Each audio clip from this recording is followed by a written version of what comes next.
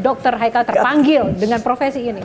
Oke, saya kenapa menekuni anti-aging? Karena anti-aging ini adalah ilmu kedokteran yang memperlakukan aging proses sebagai penyakit. Artinya aging proses itu ada penyebabnya.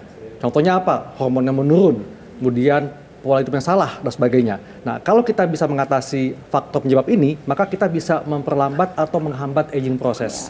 Gitu. Dan kenapa saya juga menekuni seksologi?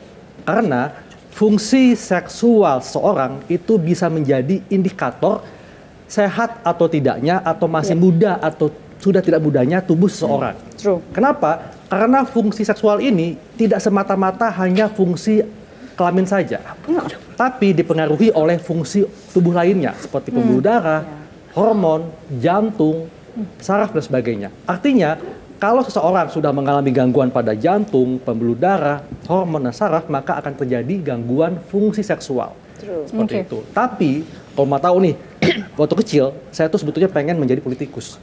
Pengen jadi politikus? Ya udah duduk di sebelah sana. Kalau ada tawaran masuk politik, karena dulu ketika kecil ya, saya suka baca koran, nonton berita, ya. Kemudian korannya Media Indonesia ya?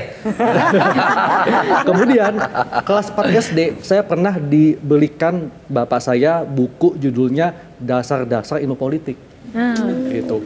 Dulu saya punya keinginan nanti kalau udah dewasa mau jadi menteri, bahkan sekjen PBB kan. Tapi setelah kejadian tahun 98, kemudian ketika saya semakin dewasa, ketika fungsi eksekutif. Emang usianya berapa ya dok kalau boleh tahu usianya? 44. Oh 44. Ya.